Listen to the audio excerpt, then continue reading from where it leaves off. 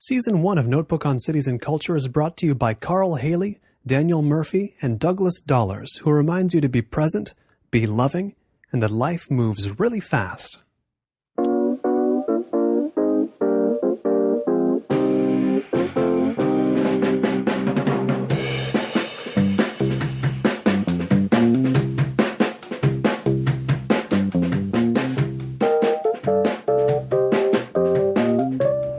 Whenever I have a critic on this show, I need to establish their critical perspective, if you will, somehow, by throwing a data point out there, gauging a reaction. So tell me what emotions arise within you when I mention Zack Snyder's film Sucker Punch.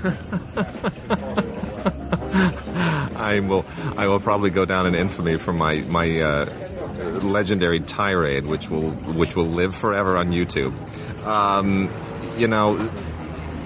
When you have a negative reaction to a film, sometimes it's because it's a bad film in and of itself, and sometimes it's because it just becomes the sum total of everything that you hate about what movies have become. And that was my reaction to Sucker Punch. I think as the film went on, I just became acutely aware of the fact that this was sort of it was the coagulation of everything negative that has transformed Hollywood in the last, I'd say, 12 to 13 years. It really started in the late 90s. It's kind of accelerated in the early years, but from 2005, 2006 to the present, it really, really, really hit a saturation point. And it's the way that ideas are developed. It's the way that concept supersedes story, the way that a certain teenage male demographic, that fanboy Comic-Con demographic, has become the holy grail. And this just was that. It was the recipe that should have yielded a magnificent meal in the minds of all of those executives, and it wound up being just a pile of poo. It is Notebook on Cities and Culture. I'm Colin Marshall, sitting here in Santa Monica, California, with Wade Major, film critic, senior critic, by the way, at Boxoffice. He's co-host of the Digigods podcast from IGN, and you'll hear him on KPCC's Filmweek on the Larry Mantle Show. You'll also see him do Q&As live at various revival screenings and such, and new screenings here in Los Angeles. Recently, I saw him talk to Alexander Payne about The Descendants, but before we can talk about something like The Descendants, I just want to, let's stick on Zack Snyder for a moment here. I threw this question out to friends on Twitter a while ago, and I asked, is it worse, is it more of a crime if Zack Snyder makes Zack Snyder movies sincerely, or if Zack Snyder makes Zack Snyder movies cynically? That's a really good question. I think the key to, I've always said, I have three maxims when it comes to evaluating a film. And a filmmaker ought to be true to themselves, they ought to be true to the material, and they ought to be true to their audience. And movies that I've hated have been faithful to those. I will say right now that perhaps one of the worst films I've ever seen, the first Harold and Kumar Go to White Castle, it was true to all three of those. I just don't like what it was. But I give them credit. They did exactly the kind of movie they set out to do. So I would say as long as Zack Snyder is being true to himself, whether it's sincere or cynical, as long as he's aiming for an audience that is core to his sensibilities, and as long as he's being faithful to his material, then he's making the kinds of films he should be making. It doesn't mean I'm going to like them. I'm probably not. I'm annoyed. I think everyone who reads me and listens to me knows that I'm annoyed by the fact that teenage boys are still that core audience for the studios, because they're not. They don't go to movies anymore. It's like they're trying to hang on to something that isn't there. But whether cynical or not, as long as I think it's true to what his particular sensibilities are, I'd rather that it be that than something less sincere. And a friend replied to that. I'm trying to sum it back up to mind. Distinguishing stupid from evil is a mug's game. Yeah. Now, I want to know, given as a critic the amount of films you see and the amount of films that are not duds, not fantastic, but just sort of, I assume, mediocrity, just kind of filler. You have to enjoy stumbling upon a Harold and Kumar or a Sucker Punch, don't you? When you come to it, there's a form of enjoyment there because it's not just sludge, right? No, not really. I've been doing this for about 20 years now, and the one thing that has been a constant is that I enjoy far fewer movies in general, but the ones I do enjoy, I enjoy much, much more. So, I can usually I see on average about 180, 200 films a year. I'm not in the league of some of my colleagues who really work the festivals and see something like 500 films a year. It's too much. I have to have a life as well. This isn't all-consuming to me. But out of about an average of 200 and some films, I'd say I can always find 20 or 30 that I enjoy. And out of those 20 or 30 that I enjoy, there are usually maybe 3 or 4 a year that I consider all-time classics. And that's pretty good. We've had some really bad years lately, but if I can still find 3 or 4 movies a year that touch me, that move me to tears, that make me see the world in a different way, then, I still have hope for this art form. So you thus do or do not subscribe to the cinema's generally going to the dogs view one might associate with a critic? Well, it's been going to the dogs for the last decade. I don't think it has to. The problem is that you have, and this all goes back to the late 60s and early 70s, when the studio system disintegrated and the old moguls began dying off, and suddenly the studios became components of larger corporate entities. Paramount being bought by Gulf and Western was really when Charlie Bluthorn suddenly became more of a mogul than Bob Evans was at the time, who was running the studio. That was a redefinition. And that has kind of expanded to the present day to where we now have studio chiefs who really are just cogs in a machine. They don't have a responsibility anymore. So there's a disconnect between audiences and filmmakers because the companies that used to connect them with each other are no longer willing to take the risk necessary to make that connection. They don't care if there's a market. They don't care if there are people willing to serve that market.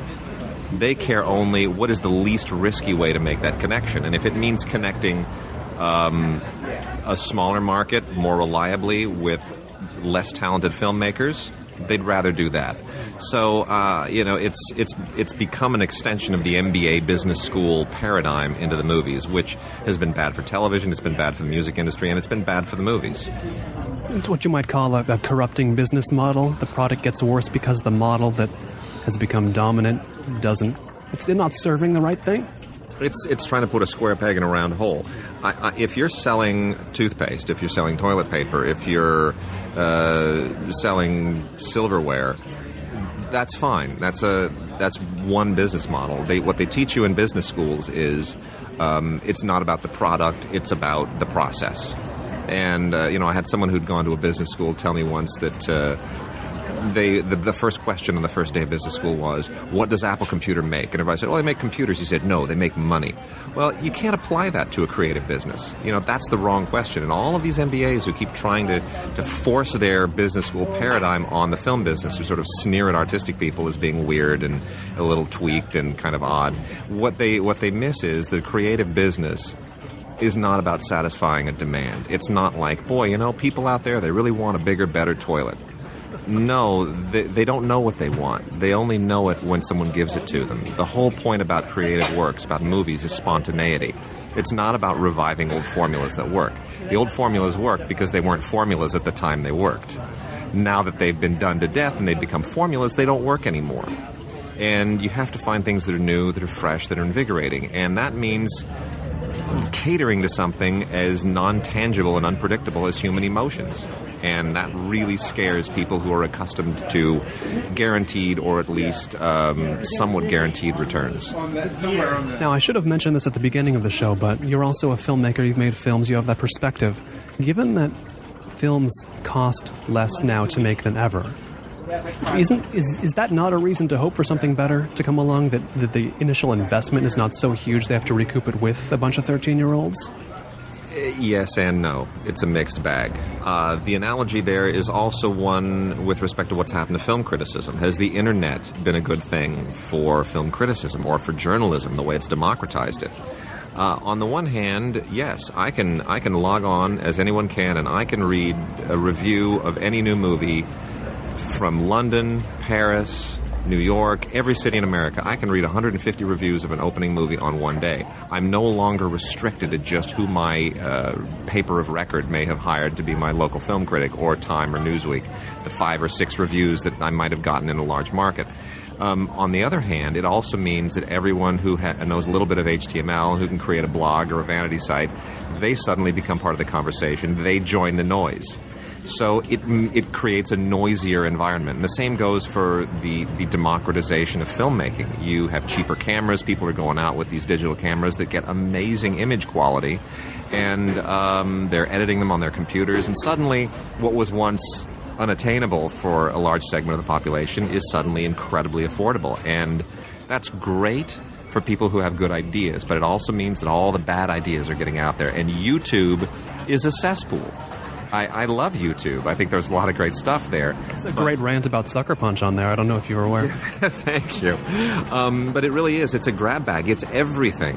And one thing about, economic history is that good ideas tend to not hit immediately.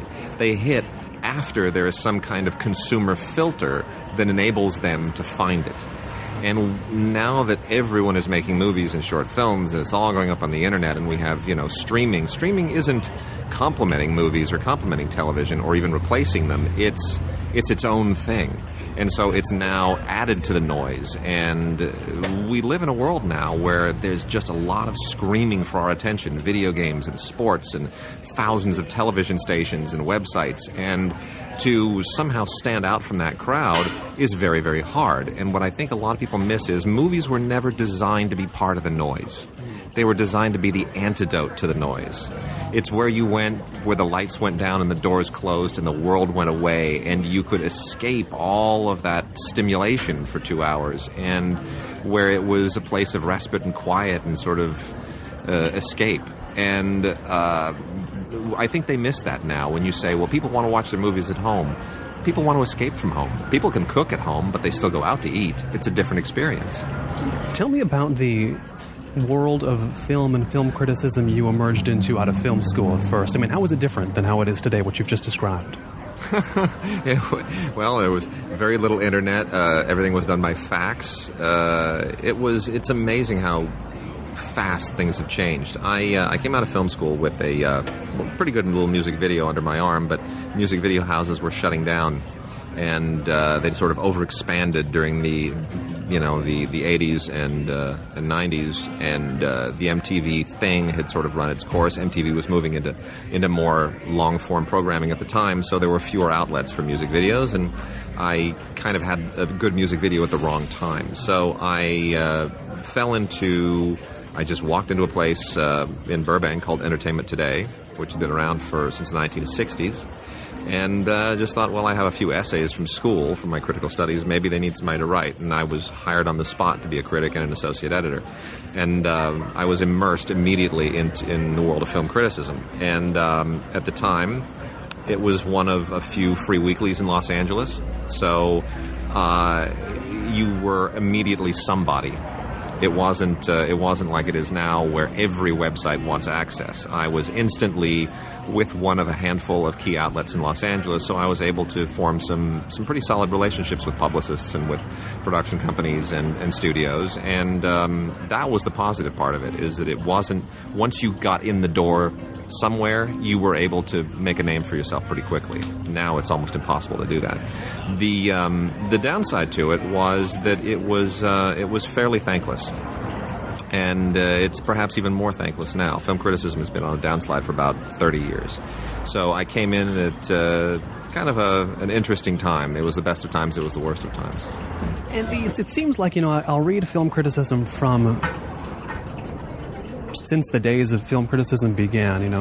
I like to read from all the eras, all the critics I can, and it does seem like a lot of the criticism I run into today, from the critics working today, even the ones working hard, there's this air with a lot of it that, even from the critic, just thinking, feeling, yeah, this doesn't matter, but I'll crank it out anyway. Is there more of that in film criticism that you feel in the air these days than there was before? Oh, absolutely. Absolutely. It's gotten much more cynical.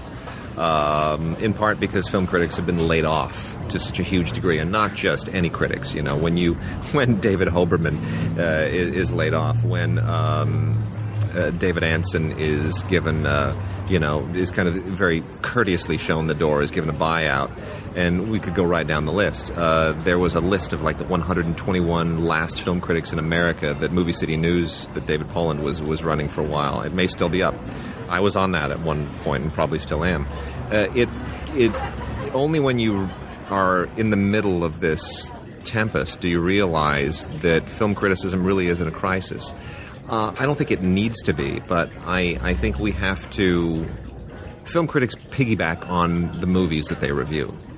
And if the movies aren't any good, you become very, very cynical. And the movies are increasingly bad. And I used to walk into films thinking, I really want to like this movie. I don't want to be one of those guys who walks in and dares the movie to entertain me. I really want to like it, and I try. And, if it's bad, it loses me. But now I really walk into a lot of them with a sense of dread, because I've come to know exactly what I'm walking into, because I know the philosophy behind it. And I think that's what a lot of critics now experience, is that they on the one hand, they realize most of the movies are bad, and the odds are they're going to be bad.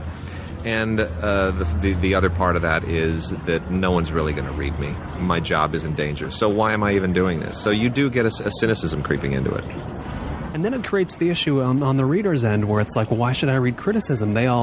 These critics don't seem to think it even matters, and they're just kind of shrugging on the page. Mm-hmm. Yeah, it becomes a vicious circle at that point. And we're all dependent on the content. That's what makes it so frustrating. If movies are all bad, why is anyone going to read a review to tell you which ones are good? You're just rolling the dice every single time.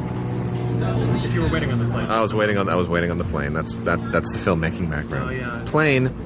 Yeah, everyone kind of feels they're rolling the dice, and that's why we have so many multiplexes now. The studios know that people roll the dice. So if we go back to the 60s and 70s, before the huge multiplex explosion, people would see the marketing. You only had 3 networks, so all of your eyes and ears were focused on the same 1 or 2 newspapers or the same 3 major networks. So it was very easy to go to a place where all the ears and the eyes congregated, market your movie, and people then went to go and see that movie at whatever theater, singular, it was playing at. Now, you're competing with so much noise. You have to... everything is fragmented. There's too many television networks, too many newspapers, too many websites. And so they bank on, well, people are not going to make that decision as to what they want to see. They're just going to go down to the multiplex and see what's there.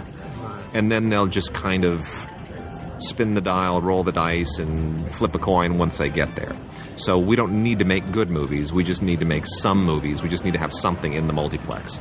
And that's an unfortunate change. I think it's going to run its course. All dark ages are always followed by a renaissance. And, my only question is, can film critics and filmmakers and movie audiences all hang on until the people who hold the purse strings realize the mistakes that they've been making? Now, here in Los Angeles, we have certainly the multiplexes. They're everywhere, and you can go to a dozen multiplexes in a day if you want.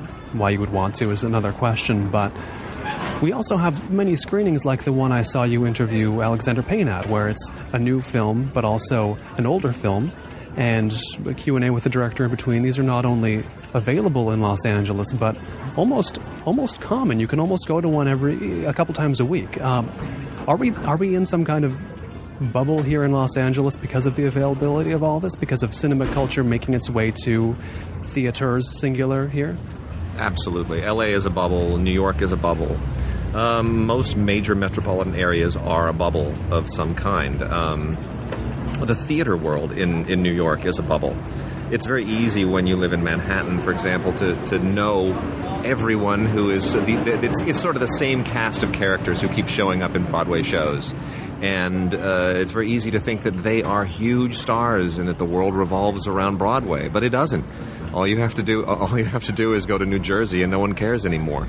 It's a little bit the same with the film business in Los Angeles. I mean, I grew up here, and my father was in the business, and so I've been exposed to it from day one. But I've also lived overseas, and I've got friends and family in all corners of the globe, and I've traveled enough to know that once you, for example, go to Kentucky or Tennessee, once you go to Ireland or Wales, all the things that you think are important, the movie business, it's not that big of a deal anymore.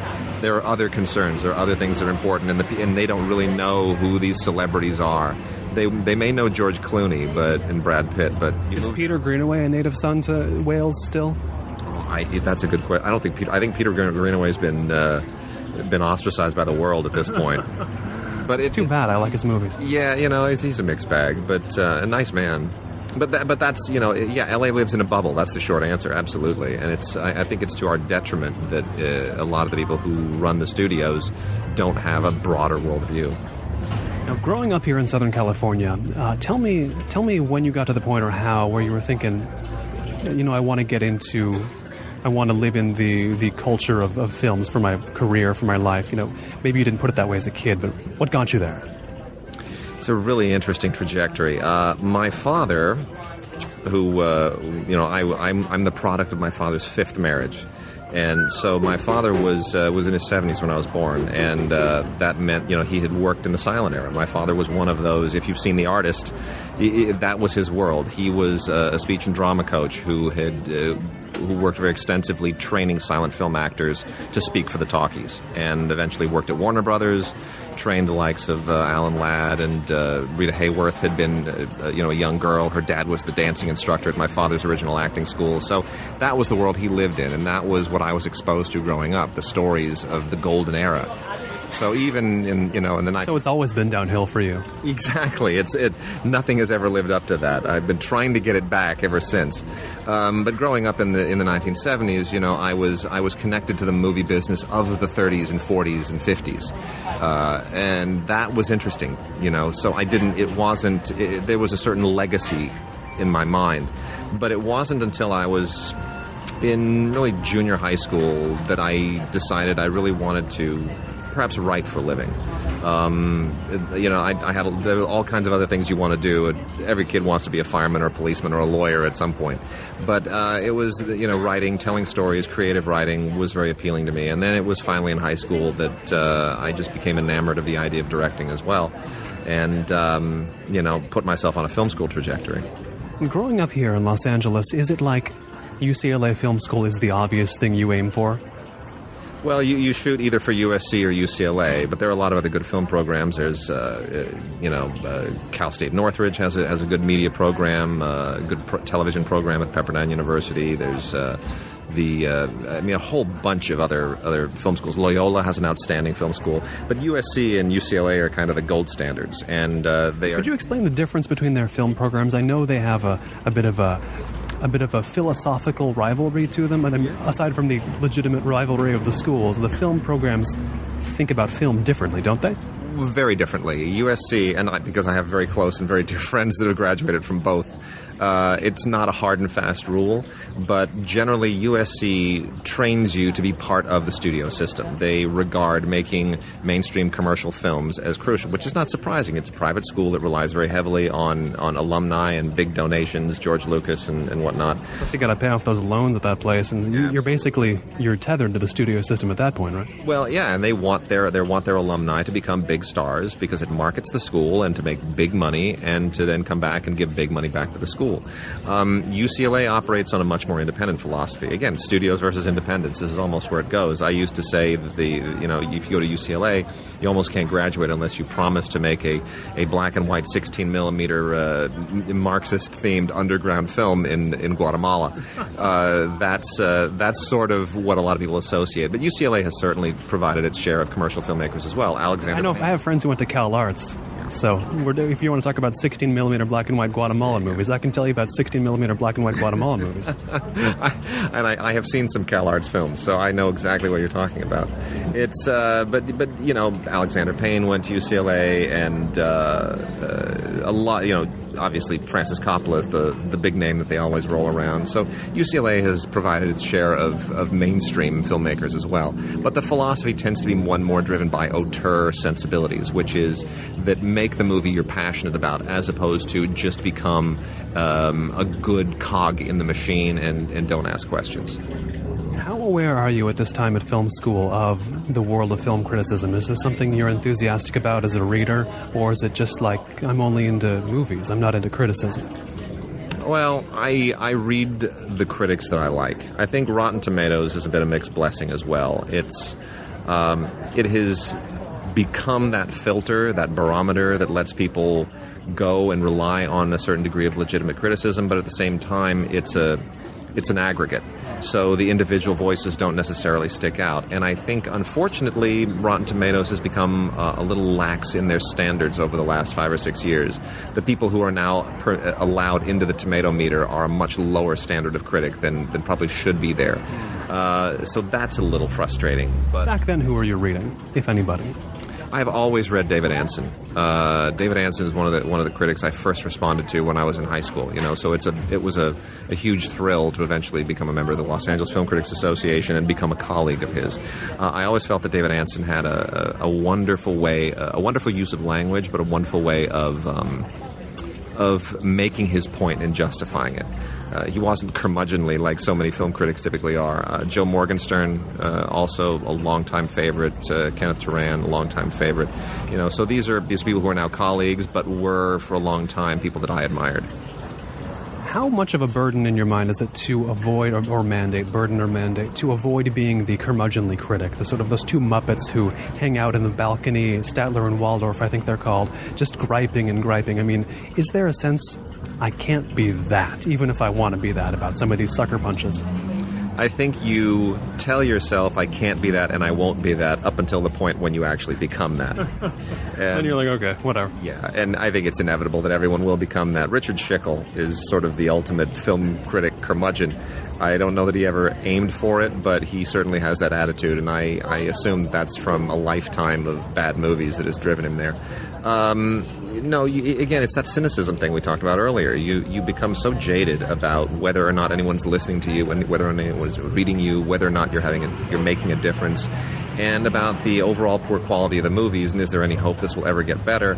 And you just begin to ask yourself, am I just going through the motions? And I think more and more you find film critics just saying, it's a job, I'm not really making a difference, I'm just gonna tread water, and hopefully one day we'll be done with all this.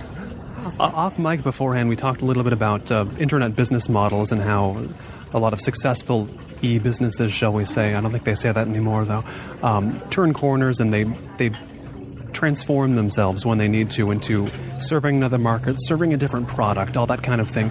Do you think film criticism has that in it? Is it time for the film criticism to be something different? Is it not serving people? Should the substance of film criticism change? Should the form change? Are there elements of what you do that can be changed? Not what you do specifically, but the type of thing you do, the thing that so many are doing and curmudgeonly or despondently doing. I think yes. I don't know what it is yet. What we were talking about with respect to internet business models is having that agility to respond on the fly, to turn the corner, to do whatever is necessary to respond to what the market is dictating. If you're selling cookies and you realize that people want cake, then you convert and you start selling cake, and that's what a lot of these businesses have done. I don't think Amazon ever started out as anything other than a bookseller, but they became the ultimate drop shipper because there was a huge demand for it. So you respond to that. I don't know that we yet know what people want out of film criticism. I think I love the European model. Certainly, we think of Cahiers du Cinéma, and here we have things like Cineast, where criticism is not just a review, it is an in-depth analysis. And it's okay if you're writing it about a movie that has been in theaters, and left theaters 3 months ago. That's not what film criticism typically is in the U.S. It's getting that review out now, even earlier than before. Everyone's racing to get it out to, as soon as the internet explodes with all these reviews, you got to be the first one out. You got to be at the top of the Google search. And that means compromising quality in the interest of time. I don't think that's where we should be going. I know that's where, obviously, the business considerations think you need to go, because they need hits, they need traffic. The first review is going to drive traffic. But the first review isn't going to be very well written. It's going to be hastily rushed. So does that mean that bad writing drives traffic? I mean, this is inevitably the logic that you think about. It's what's killing journalism in generally. I think we need to ask ourselves, long term, what do people want out of criticism?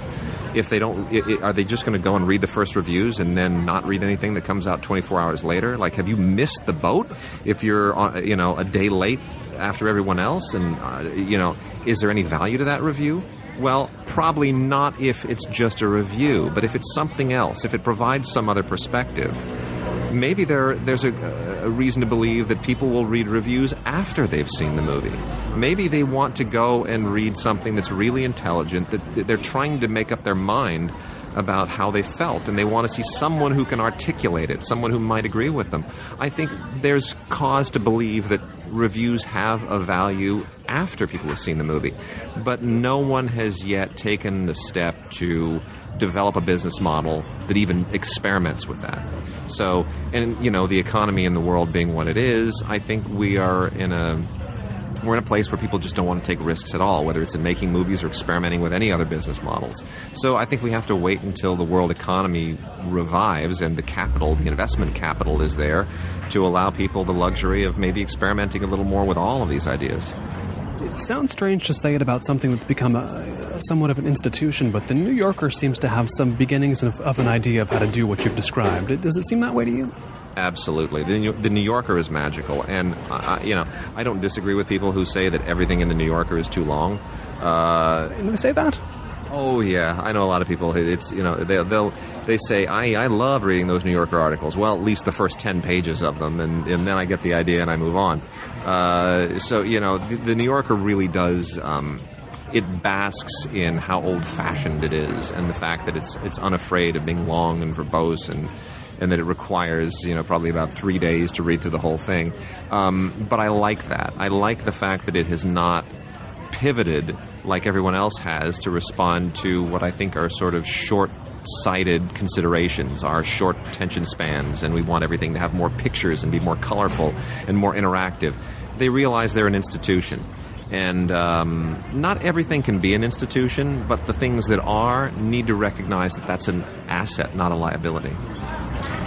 Now, tell me about this. There's the New Yorker critics. I enjoy reading them, but they're quite specialized in their way. They write about films for the New Yorker, essentially. You yourself in your career, I mentioned you've made films, you review films, you have a podcast where you talk about theatrical releases and DVD releases, you interview directors.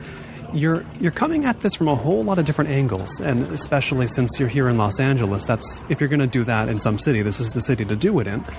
Tell me if that feels like a balancing act, or it's just something where you have to avoid internal contradictions or conflicts of interest. Like, do you feel like this is consistent to you, or is it like I'm playing a lot of different roles, some of which are opposed to one another? I'm playing a lot of different roles, but I kind of see it all as being part and parcel of the same thing. I don't necessarily like film critics who try to evangelize a particular point of view too much, but we all come from a certain point of view, and I think we all feel that part of the job is not just to direct people to what movies are right for them, to establish a voice that represents a certain segment of the population. I think we all know that if you're going to succeed as a critic, those things go with the territory.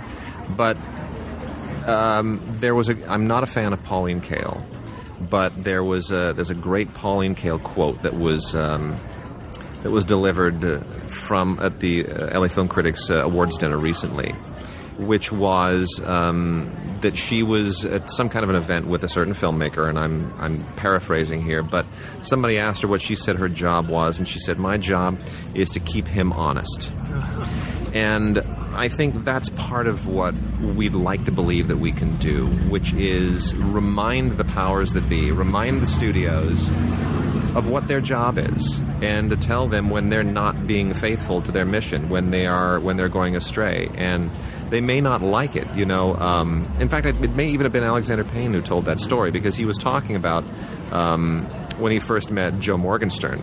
and that Joe Morgenstern had written a bad review, or he'd made some critical comments about one of his early films. And when he walked up to him, he thought that Joe may have looked a little mortified as to he was going to attack him. And he said, "You know what? I read your review and your criticisms, and I agree with you." And that's what I'd like for filmmakers, and as a filmmaker, that's what I look for as well. That's that other hat that I wear. I want people to be critical. The worst thing in the world is that when you you make a short documentary or a feature documentary, or even a feature film, and you show it to people. You don't want yes people. You don't want everyone to tell you how wonderful you are and pat you on the back. You want them to say, "That's crap.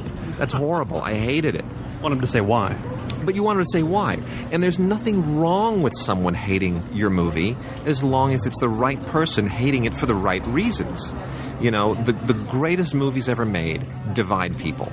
No one ever says, I saw 2001, I was kind of indifferent, I don't really have an opinion one way or another. No, absolutely not. People who've seen 2001 say, that was an amazing film, it's the greatest movie I've ever seen, or that was an excruciating, self-indulgent bore.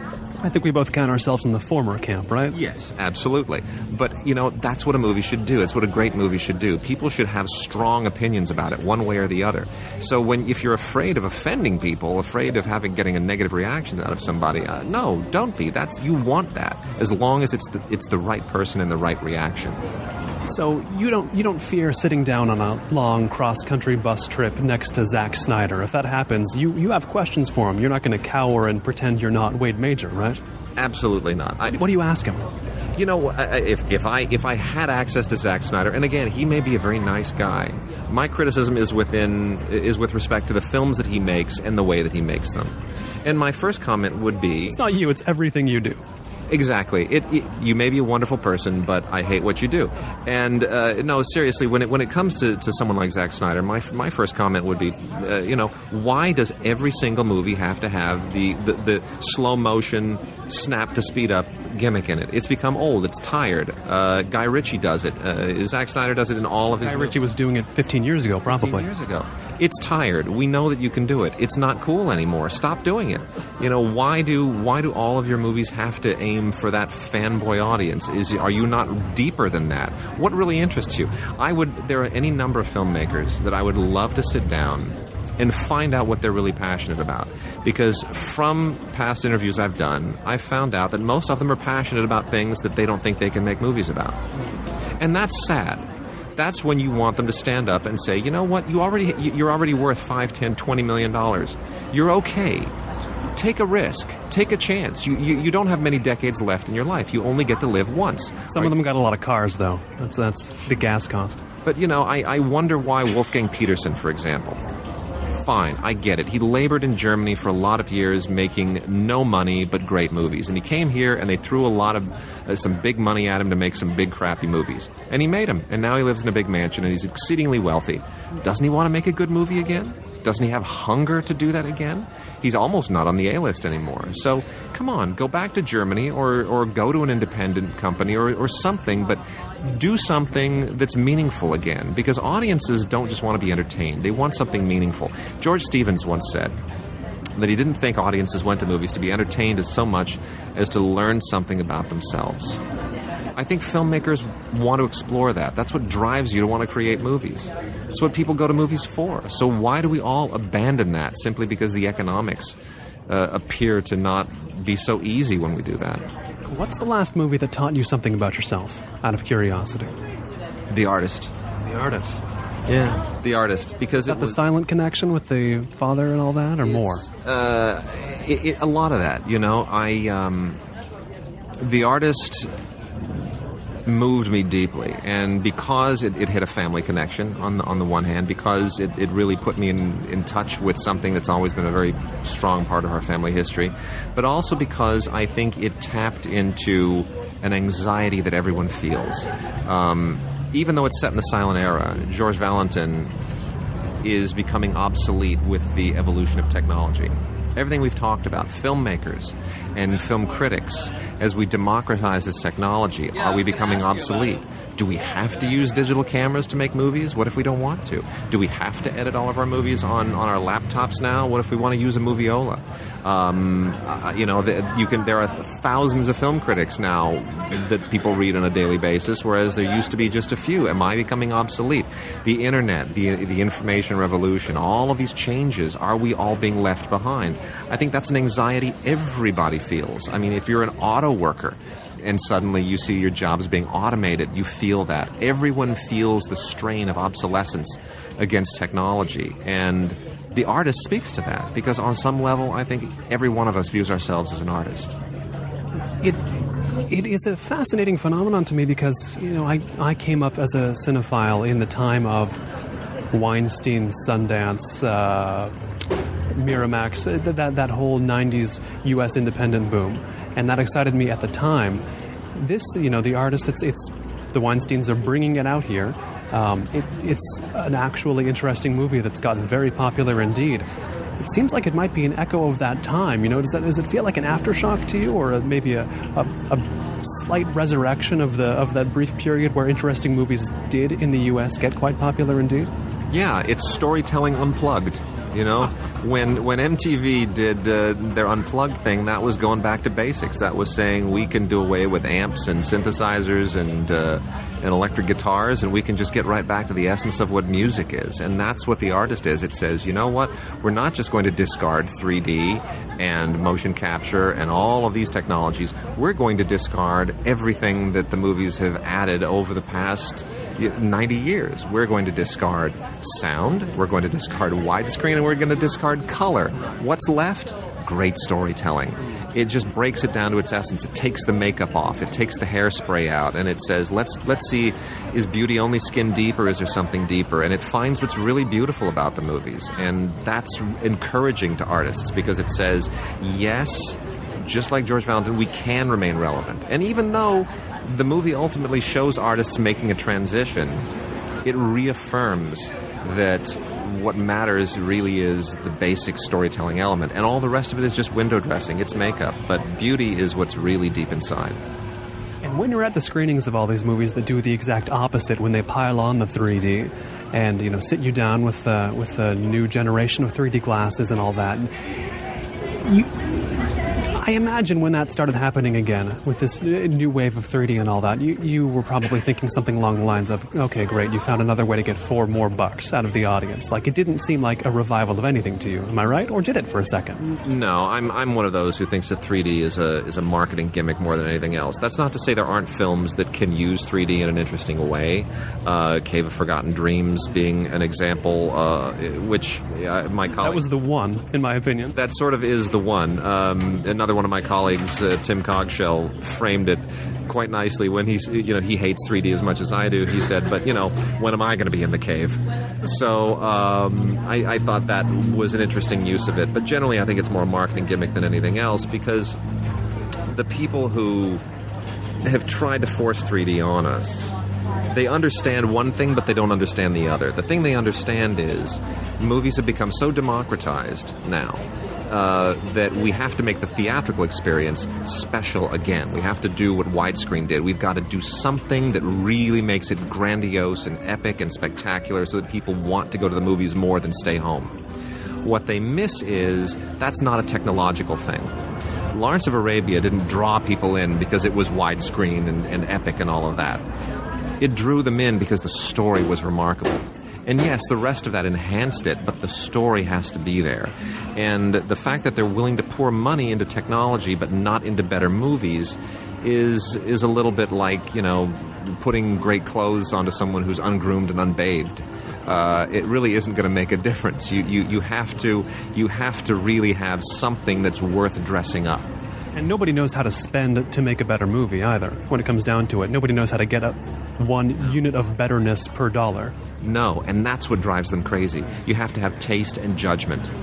And, when you talk about people who rely on paying someone else to have taste and judgment for them. I mean, let's be honest. The people who run these giant corporations that own the studios, they don't choose the paintings that hang on their walls. They don't choose the tables or the plates or the things that decorate their homes. They pay designers to have taste for them. So when suddenly you have a business that's within your empire that requires taste, you're stuck.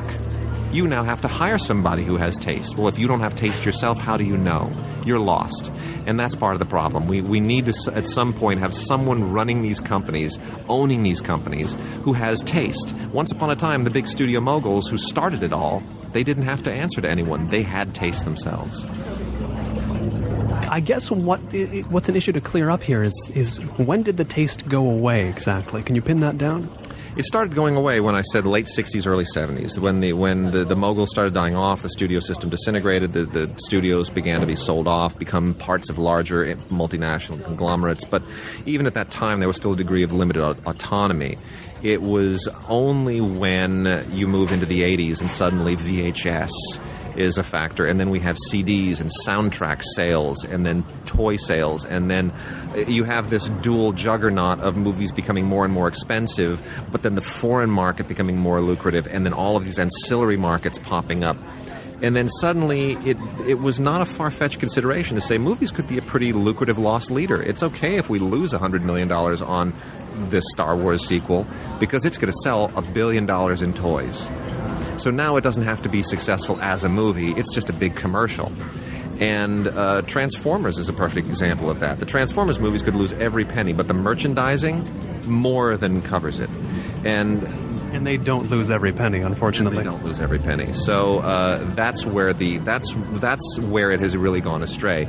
It's been getting there since the 70s, but it really was starting to turn in the 80s, and I would say early 90s is when it really hit its stride. But we've seen it hit a saturation point in the last 7 years. Now, you mentioned the introduction of home video, a medium that's allowed a lot of younger people to become cinephiles without having to move to a city like Los Angeles or New York. But there's also a certain, I don't quite know how to frame it, but I'll talk about it in terms of your show Digigods you do with Mark Kaiser from IGN, the podcast. You talk about theatrical releases and you talk about video releases as well on DVD and Blu-ray. And I want to get a sense of what you see as the difference between just a film goer, between theatrical movies and buying Blu-rays and such. I mean, are we talking two different things or two ways to watch the same thing, if you know what I mean? I'm reminded recently, it's interesting because we are, if it's okay to sort of remind us of our time context, that in the Republican debates, Newt Gingrich recently said that he didn't want to do any more debates where the audience was told to keep silent. I thought that was such an interesting case to make because it says that the audience dynamic is important for him to make his point, or at least he perceives that it is, that he maybe feeds off of it.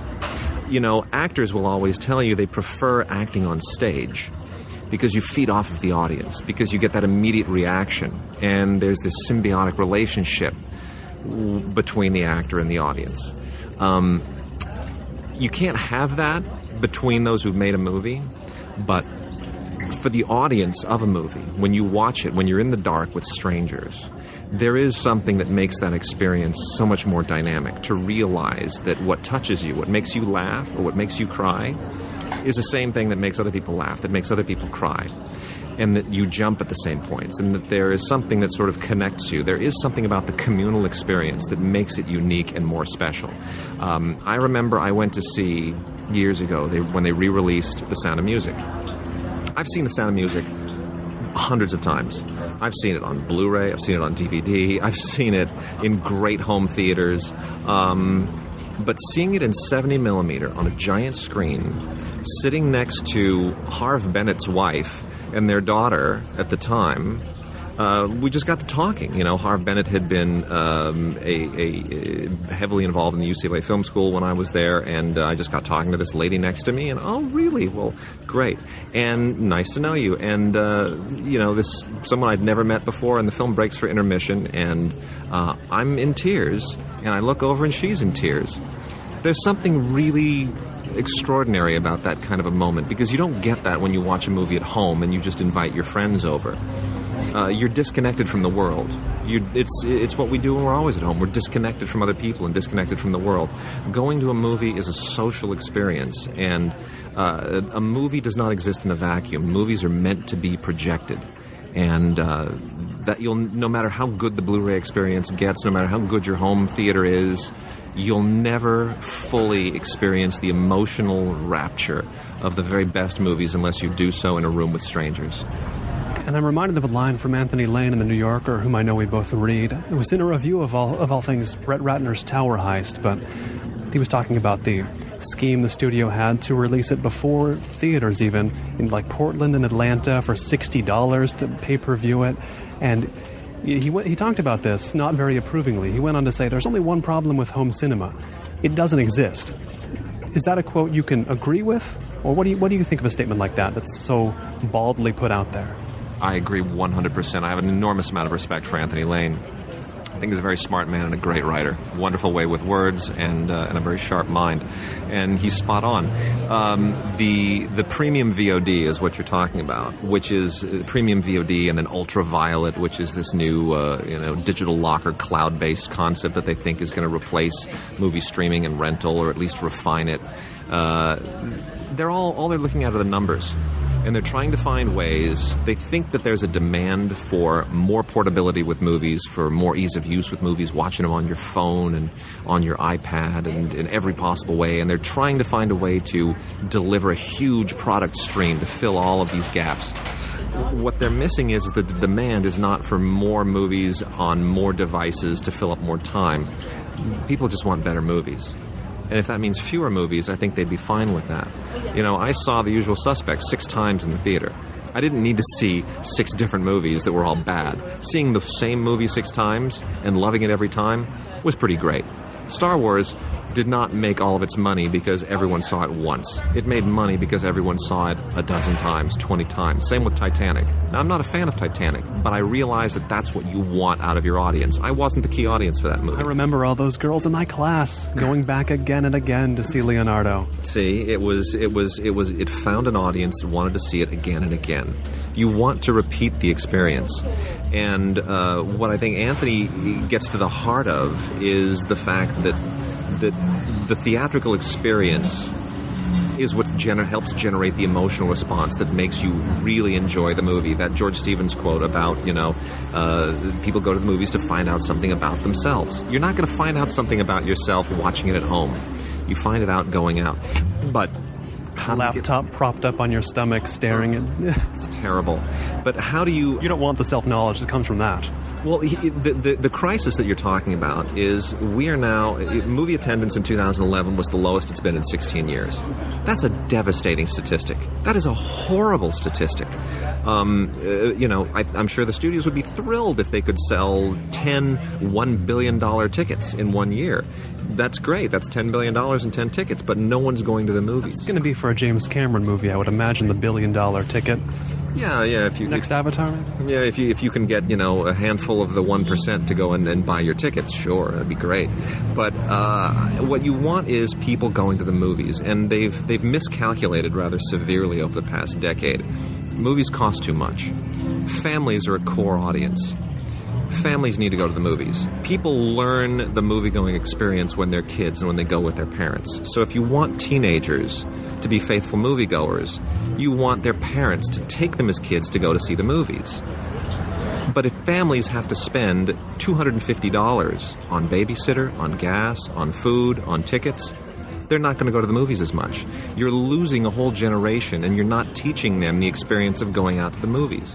Movies succeeded in around 1910 to 1916. That's when it really exploded because it was affordable. People couldn't go to all the sports games, and they couldn't go to live theater, and they couldn't go to a lot of these other activities, but they could go to the movies. They could go down and drop a quarter or 5 cents or whatever it was at the time and enjoy the movie-going experience. When you price yourself away from the populism of the experience, you're tearing out its guts, you're killing its roots, and I think that's what they have really, really lost touch with. Movies cost too much to make. They cost too much to see. There are too many of them being made. They're left in theaters for too short a period of time. All of this has to change, and they really have to reevaluate the model from the ground up and do something to make it a special, affordable experience for everyone again. Now, we've been talking about the experience of seeing a movie with a public audience, but there's an experience you've had many times that most of the people listening will never have had and will never have, which is seeing a movie in an audience of all critics. What's that like? It gets a little bit incestuous, actually. I miss seeing movies with a real general audience. I really do. There's something. It's great to still see it in a theater, and all media screenings are usually very, very full. But you see the same people. You see the same other critics and the same other journalists and the same agents and the same various people, and they all sort of sit in the same place. Everyone has their seats. It's almost more like a church experience where everyone has their pews, and that's a little bit disconcerting. It's not quite as dynamic as I might like. So I try to actually see some of the movies that I miss. I try to go at least a half a dozen times a year to see movies just with the general public and just experience that spontaneity, because it reminds you of what it's really supposed to be. And now you're a member of the Los Angeles Film Critics Association. What is it like being in a club like that? I guess what is a club like that? It's a dysfunctional family. The Los Angeles Film Critics Association, like almost all film critics associations, is a really interesting, colorful, mixed group. You have veterans, you have younger internet-era journalists, and you have people who are passionate about movies, and they will fight with one another, but ultimately you do respect one another. And it really is a lot like a dysfunctional family and feuding siblings, but at the end of the day, I think we all, despite the differences of opinion, I think everyone realizes we're on the same side, and we want movies to succeed, and we want them to be commercially and artistically successful, and we want audiences to really thrive and experience the joy that we experience when we find one of those hidden gems. You mentioned how you see fewer movies per year than some of your colleagues in the Los Angeles Film Critics Association. What is the leeway a film critic has as far as how many they see per year? Like, what? I don't mean necessarily what's the absolute minimum maximum, but how does that work? How is this decided on a critic by critic basis? How much to see? Well, it's sort of, a lot of it is voluntary. I mean, we get invited to everything, so you certainly have the luxury and the opportunity to see everything that you want, whether or not you have to review it. But we all have sort of different job assignments. It depends if you're writing for a monthly or versus a weekly versus a daily, whether you're on the radio, whether you're on television, and whether you're in a rotation of critics that is large or small. Boxoffice is a very large staff of critics. The New Yorker, for example, does not. I have to see stuff for print. I get assigned to write certain things for print, but at the same time I also have, I'm on the radio once or twice a month, and each time you're seeing, it's an average of 10 films a week that I have to talk about whenever I'm on the radio. So, it's an absolute must-see, and that's a little taxing, to be honest. It's not like go see this one movie or these two movies this week and write about them. No, you have to see 10 movies or 12 movies within a 2-week span and talk about them within a 40-minute span. So it's a different demand. So that's where it's different. A lot of our colleagues do the festival circuit. They have to cover festivals. I fortunately don't. Others are on the junket circuit, so they're constantly seeing the movies that are junketed on a given weekend. So the demands of the job sort of determine how many movies each critic has to see and how much work they have to do. Do you feel a pressure, burdensome or not, to always have a verdict on every movie you see, as opposed to a reaction, always a verdict in the sense of good, bad, recommendable, not recommendable, spend your money, don't? Or is that not such a harsh pressure? The pressure is there. I think some publications feel they have more of a mandate for the critic to actually take a hard stand. I don't. I have to come up, when I have print reviews, I have to come up with a star rating. But the thing that's a little disconcerting there is when you're on a deadline and you have to make up your mind very quickly. Something like Contraband recently, the Mark Wahlberg film, where I I won't say it was a positive or a negative reaction. There were some things I thought were interesting, some things I wasn't quite so happy about, but I didn't feel as though I was able to really digest the film and develop a proper opinion about it until maybe a few days later. I don't like having to have an opinion instantly, but if you're seeing a movie on a Monday evening and you need to file a review by Tuesday morning for publication that Friday, or even to go up live on the internet, say Thursday morning, you suddenly have to come up with a very quick opinion, and it's not unusual a week or two later to say, you know what, I think I've changed my mind. I wish I could revise the review. Now, I want to wind up circling back to something that I've already circled back to, but you mentioned that you see fewer films a year than some critics do, because, you've got to have a life, but not just having to have a life. I mean, that's not just the only pressure, but having a life it's important for the actual criticism you write, is it not? I mean, getting a film into a wider cultural context that displays the critic's experience with something in life beyond seeing 600 films a year, that's important too, isn't it? Absolutely. I think it's important to be a filmmaker. It's important to do anything in life. I think everyone has to be well-rounded. I'm always surprised at how few people in the film business really have any sense of life or culture outside of the film business. It becomes their world. Now, that's easy for that to happen because it's a very all-consuming business. Especially here. Especially here. I mean, it dominates this town. It dominates its economy. So I understand how it happens, but it's not a healthy thing, and you can look at the divorce rate in Hollywood and you understand why that is. The one thing that always troubled me when I was in film school was that film students tend to make movies about one of two things: other movies or being a student, because it's all they know. And took a write what you know to, literally. Literally, and I almost regret the film school experience in many respects, because I was a history major before I was a film student, and I think you learn more about stories from history. I think you learn more about stories from literature, and I wouldn't be opposed to seeing colleges adopt a policy of making film schools a graduate-only study. Force people to live a little, to learn a little, and to get more breadth in their experience. You're a film critic and a filmmaker. You mentioned doing things in life being important, like filmmaking, if you want to be a film critic. We've talked about Cahiers du Cinéma, the French New Wave, and really other countries' New Wave generations that came out of that tradition. Their movies are getting screenings lately in Los Angeles. I've been to a few of them. Do you think... I have hope that maybe a breakdown of that critic-filmmaker boundary could get some more interesting films out there. Do you have any hope for that specifically?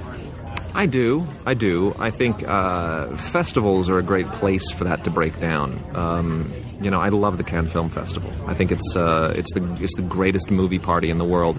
And for 12 days, movies are your world, but it's not Hollywood. It's Europe. And there's still a sense of culture, and you are interfacing not just with American movie people, but with European movie people. So the movies aren't just stories they're not just thrillers and romantic comedies and all these genre expectations. They're movies that are about experiences. They're about war in the Balkans, and they're about historical figures and World War II and World War I and war in the Middle East and oppression in Iran and what it's like to be an orphan in China. And the movies themselves are about the breadth of experience. And critics and filmmakers interface rather liberally at these film festivals.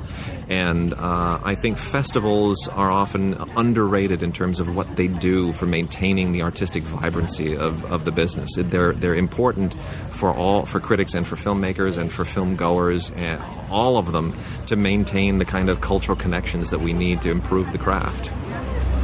So film critics, filmmakers, shall we say, get out in the world in all possible ways? Yeah, absolutely. I mean, Joseph Conrad was a merchant marine for years and years and years before he even put pen to paper and tried his first novel. That's why his novels are so good, because he lived the life, he lived the adventures that he wrote about, and they were real. Tim Cogshell, again, I love quoting Tim because he comes up with such wise articulations, but it wasn't too long ago that Tim said, nobody has any business writing a screenplay who isn't at least 30 years old. And I agree with that. I think spend your 20s living, learning, connecting with people. Don't sit in front of your computer. Get out in the world. Do something. Sail around the world or live in a foreign country. Do something so that you better understand the corners of the world than might be possible just by Googling them. Really go out there and live, because it'll make your voice that much stronger. It'll make your work that much more effective. I mean, ultimately what you want to do in making movies is touch people's emotions. Emotions are not experienced by just living in a room. They're experienced by going out into the world. I've been speaking with film critic and filmmaker Wade Major. You can hear him on KPCC's Filmweek, read him on Boxoffice, hear him on the IG and Digigods podcast, see him interviewing filmmakers around Los Angeles. Wade, thanks so much. It's been my pleasure. This has been Notebook on Cities and Culture. Keep up with the rest of the cultural creators, internationalists, and observers of the urban scene at colinmarshall.org. Thanks. And special thanks to the people backing this season, including Aidan Nullman, Andy Cooney, Ben Bartley, Brian J. Dell, Doubt Us Artwork, Greg Bigelow, Greg Linster, Henry Coronan, Humberto Grant, James Faber, Jonathan McCalmont, Mark Larson, Matt Warren, Mia Muratori, Nicholas Croft, Paul Doyle, Ray McGuire, Rob Montz, Robert Foley, Roberto Medri, Samuel Hansen, Sean Dudley, Small Demons, Stephen Ingles, Steve Hemmer, TSD, and Wayne Wright.